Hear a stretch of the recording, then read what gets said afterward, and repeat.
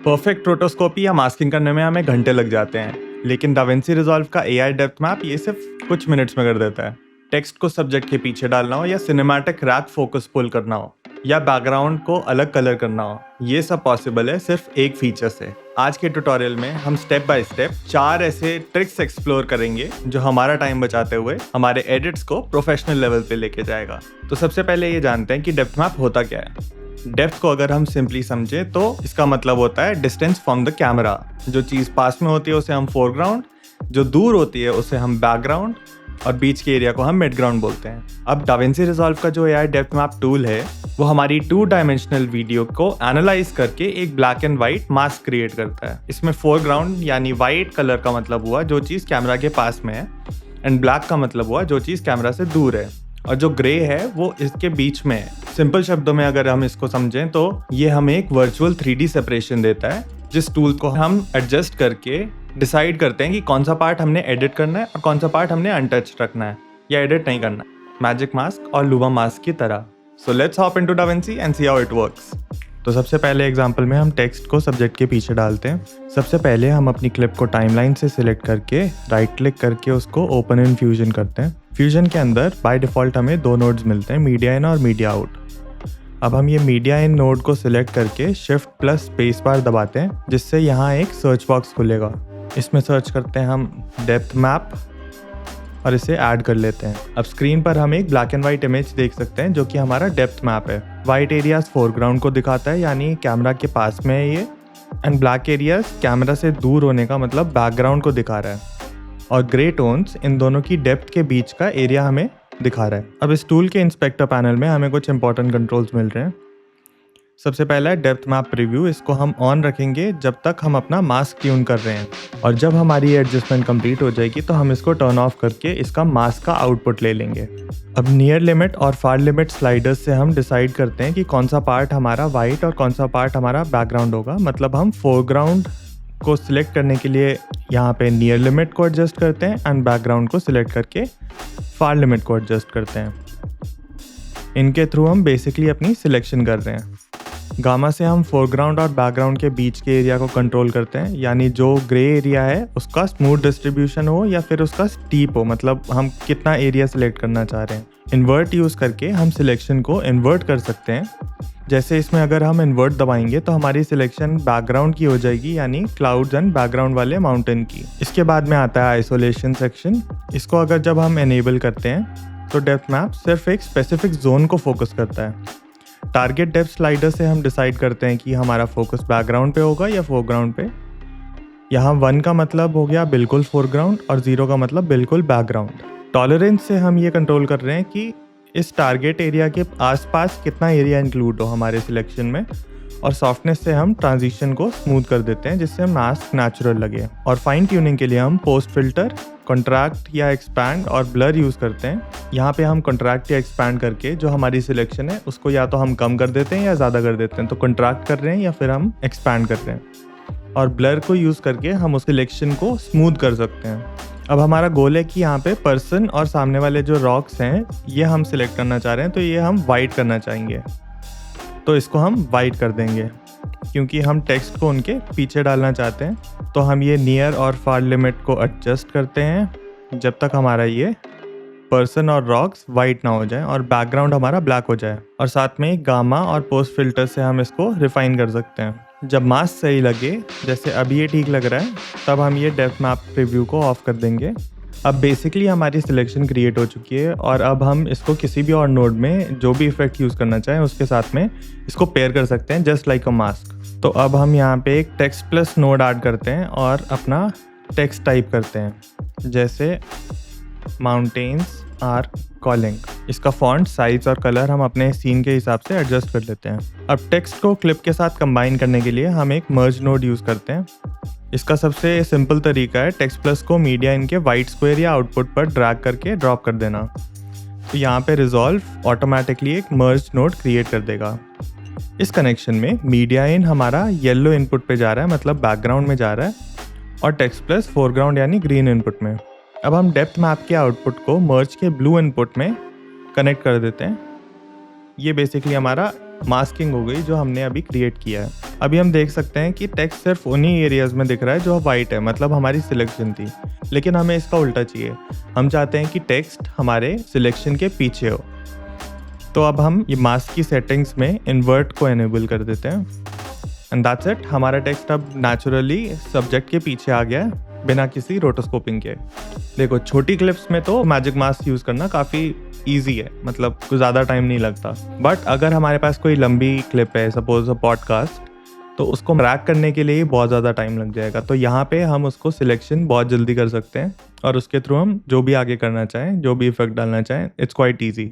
तो अब हम AI डेप्थ मैप का बेसिक समझ गए हैं, उस टूल को यूज़ कैसे करना है। अब हम इससे कुछ इफेक्ट्स क्रिएट करते हैं। जैसे वीडियोस में हम देखते हैं कि कभी कभी कैमरा से हम एक सब्जेक्ट से दूसरे सब्जेक्ट पे फोकस शिफ्ट करते हैं, बहुत ही धीरे धीरे। तो ये एक विजुअल स्टोरी टेलिंग टूल है जिससे हम अपने व्यूअर्स का अटेंशन एडजस्ट करते हैं कि कहाँ पे फोकस करना है। तो ये वाली चीज़ हम AI डेप्थ मैप से काफ़ी जल्दी कर सकते हैं। तो इस एग्जाम्पल में हम मान लेते हैं कि हमें इस शॉट में फोकस लेंस से कैमरा पर शिफ्ट करना है। सबसे पहले हम अपनी क्लिप को कलर पेज पे खोलते हैं और नोट ट्री में डेप्थ मैप इफेक्ट ऐड कर लेते हैं। डेप्थ मैप रिव्यू ऑन रखेंगे ताकि हम मास्क को देख पाएँ। अगर हमारा कंप्यूटर इस चीज़ को करने में स्लो हो रहा है तो हम सबसे पहले जब इसको ट्वीक कर रहे होंगे, जब हम एडजस्ट कर रहे होंगे इस मास्क को, तो हम इसको फास्टर पे रखेंगे ताकि वो जल्दी हो जाए। और जब हमको फाइनल रेंडर करना है या फाइनल हम देख रहे होंगे तो उस टाइम पे हम इसको बेटर पे कर देंगे। अब हम इसकी नियर लिमिट, फार लिमिट और गामा सेट कर देते हैं। इससे हम ओवरऑल डेप्थ रेंज को डिफाइन कर रहे हैं। गामा से हम फोरग्राउंड और बैकग्राउंड के बीच के ट्रांजिशन कर्व को कंट्रोल करते हैं। हमारा गोल ये है कि इसकी रेंज ऐसी सेट हो कि कैमरा नियर साइड पर आए और लेंस फार साइड पे, मतलब कैमरा हमारा वाइट बन जाए और लेंस हमारा थोड़ा डार्कर टोन ऑफ वाइट या ग्रे इसको बोल सकते हैं, ऑलमोस्ट ब्लैक, जिससे हमारी बेसिकली एक रेंज सिलेक्ट हो जाएगी वाइट और ब्लैक के बीच में। अब क्योंकि इसमें हमें शिफ्ट करना है अपना फोकस लेंस से कैमरा की तरफ, तो हमारा जो एरिया है या हमारी जो डेप्थ है उस एरिया की वो बहुत छोटी होगी, क्योंकि कैमरा और लेंस दोनों एक ही टेबल पे पड़ा है। तो इसमें हम आइसोलेशन को सिलेक्ट करते हैं और टारगेट डेप्थ से हम फोकस होने वाले एरिया को सिलेक्ट कर लेते हैं। जैसे यहाँ पे अगर हम लेंस से स्टार्ट करना चाहते हैं तो ये हमने टारगेट डेप्थ को कंट्रोल करके लेंस सिलेक्ट कर लिया वाइट में। टॉलरेंस को यूज़ करके हम सिलेक्शन की डेप्थ या साइज को कम ज़्यादा कर सकते हैं। अब हमें इसको शिफ्ट करने के लिए की फ्रेम्स का यूज़ करना है। तो स्टार्टिंग में हम लेंस को फोकस में रखना चाहते हैं तो हम इसको लेंस में सेट करके यहाँ पे इसको की फ्रेम कर देंगे और फिर कुछ फ्रेम्स छोड़कर जहाँ पर हम इसको एंड करना चाहते हैं वहाँ पर हम इसको एडजस्ट करके कैमरा को सिलेक्ट कर लेंगे और उसको की फ्रेम कर देंगे। अब हम एक नया सीरियल नोड बना लेते हैं और उसमें डीफोकस ऐड कर लेते हैं। डेप्थ मैप नोड का ब्लू की आउटपुट हम डीफोकस के ब्लू की इनपुट से कनेक्ट कर लेते हैं। अब इससे हमारा की जो है it is transferring to the next node जिस पे हमने डीफोकस रखा है। तो हम डेप्थ मैप रिव्यू को ऑफ कर लेते हैं ताकि हम अपना आउटपुट देख पाएँ। अब डीफोकस नोड का यूज़ करके हमें जो भी लुक क्रिएट करनी है वो हम उसको ऐड कर लेते हैं। जैसे यहाँ पे थोड़ा इसका ब्लर इंक्रीज करके, और हमें इसका अगर लुक थोड़ा क्रिएटिव करना है तो डीफोकस के अंदर हम एनामॉर्फिज्म और हल्का टिंट भी ऐड कर सकते हैं, लेकिन कोर में ये इफेक्ट सेम ही रहेगा। तो अब अगर हम इसको देखें तो फोकस हमारा लेंस से कैमरा पर स्मूथली शिफ्ट हो रहा है। अब जब हमको ये मोशन और एडजस्ट परफेक्ट लगे और मोड को बेटर कर लेते हैं ताकि हमारा फाइनल आउटपुट अच्छा हो। तो इस टूल का यूज़ करते हुए अभी हमने फोकस या रैक पुल अचीव कर लिया है। तो अब हम देखते हैं डेप्थ मैप का एक और प्रैक्टिकल यूज़, कलर करेक्शन और बैकग्राउंड कंट्रोल। तो इस सबसे पहले क्लिप में हम देख सकते हैं कि हमारा सब्जेक्ट बहुत ज़्यादा रेड है। सब्जेक्ट का स्किन टोन जो है वो थोड़ा ज़्यादा रेड है कंपेयर टू द बैकग्राउंड। तो अब हम इसको कलर पेज में ओपन करके डेप्थ मैप इफेक्ट ओपन कर लेते हैं और नियर और फार लिमिट्स को एडजस्ट करके सब्जेक्ट को आइसोलेट कर लेते हैं। तो अब हम कलर पेज के ऑफसेट कंट्रोल से अपने सब्जेक्ट, जो कि इस केस में बहुत ज़्यादा रेड है, उसको उसके बैकग्राउंड के साथ में थोड़ा बैलेंस क्रिएट कर सकते हैं ताकि वो नेचुरल लगे सीन। इसका ही एक और एग्जांपल हम अगर देखें तो ये पॉडकास्ट सेटअप है। यहाँ पर हम अपने सब्जेक्ट को क्लीन छोड़कर बैकग्राउंड सेलेक्ट कर लेते हैं। इस बार हम अपने बैकग्राउंड पर गेन कंट्रोल यूज़ करते हैं और उससे अपने पसंद का टेंट देते हैं। तो ये एक बड़ा सिंपल सा टूल है जिसको हम यूज़ करके अपने वीडियोस को, even if they are not in a very good lighting, we can change the lighting और we can change the look. और इसको हम डीफोकस नोड के साथ अगर यूज़ करें तो then it's a superb combo. तो इस टूल का यूज़ करके हम अपनी वीडियो को एक स्टाइलाइज्ड लुक दे सकते हैं। तो अब हम चलते हैं अपनी लास्ट ट्रिक में, जिसमें यही टूल यूज़ करके हम अपने सब्जेक्ट के पीछे फॉग इंट्रोड्यूस करके एक सिनेमैटिक लुक दे सकते हैं। इसके लिए हम अपनी क्लिप को टाइमलाइन से सिलेक्ट करते हैं और ओपन इन फ्यूजन करते हैं। अब हम मीडिया इन सिलेक्ट करके शिफ्ट प्लस स्पेस बार दबाते हैं और यहाँ से डेप्थ मैप को ऐड कर लेते हैं। अब हम नियर और फार लिमिट्स को एडजस्ट करके बैकग्राउंड और सब्जेक्ट को सिलेक्ट कर लेते हैं। इसमें हम अपने सब्जेक्ट को वाइट रख रहे हैं और बैकग्राउंड को ब्लैक एज यूजुअल। एंड अब हम इसको इन्वर्ट कर लेंगे।